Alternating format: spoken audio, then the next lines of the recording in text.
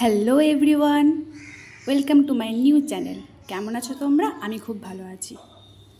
আজকে আমার কিচেনটা তোমরা দেখে নাও। ফার্স্ট আমি আজকে রান্নার ভিডিও নিয়ে চলে এসেছি।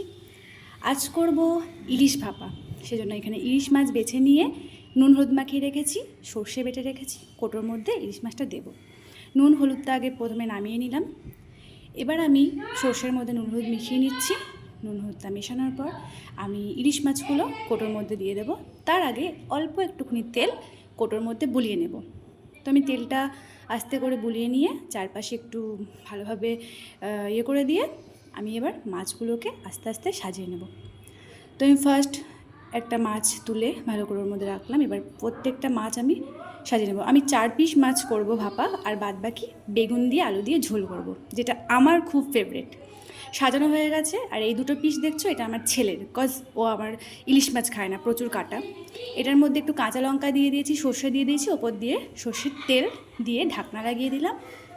এবার জলের মধ্যে সেদ্ধ করতে দেবো, বেশিক্ষণের জন্য না, 40 মিনিটের জন্য। প্লিজ গামলা নিয়ে কেউ কমেন্ট করো না, এটাতে মধ্যে সেদ্ধ হয়, সব কিছু সেদ্ধ হয় বলে ওটা এরকম কালার হয়ে গেছে। কম আঁচে রাখিয়ে দিলাম, 40 মিনিট হয়ে গেল। এবার আমি বেগুন আলু ঝোল করব। তো ফার্স্ট আমি আলুটা ভেজে নিচ্ছি। আলুর মধ্যে হালকা একটু নুন দিচ্ছি, হলুদ দিচ্ছি। তার আগে দেখছি ইলিশ মাছ আর বেগুন ভাজা হয়ে গেছে আমার। এবার আলুটা আস্তে আস্তে একটু লাল লাল ভাজা হয়ে গেলে মশলাটা ভেজে নেব। মশলার মধ্যে করেছি আমি আদা দিয়েছি, জিরা দিয়েছি, একটু হালকা টমেটো দিয়েছি, আর ফোড়ন দিয়েছি কালো জিরে। মশলাটা ভালো করে কষা হয়ে যাচ্ছে। যখন তেল ছেড়ে দেবে মশলাটা, তার মধ্যে আমি একটু আলুগুলো দিয়ে দেবো, ভাজা আলুটা দিয়ে দেবো। এখানে ভাত হচ্ছে আর ওখানে রাখা আছে জলের মধ্যে চুবিয়ে ইলিশ মাছ ভাপাটা। তো মশলা কষা হয়ে গেছে, আলুটা ছেড়ে দিলাম মশলার মধ্যে। এবার আমি আস্তে আস্তে একটু নেড়ে জল দিয়ে ঢাকা দিয়ে দেবো। তো এদিকে আমার ঝোলটা আস্তে আস্তে হোক, মশলাটা কষে আমি কৌটোটা খুলে দেখি ভাপাটা কেমন হয়েছে।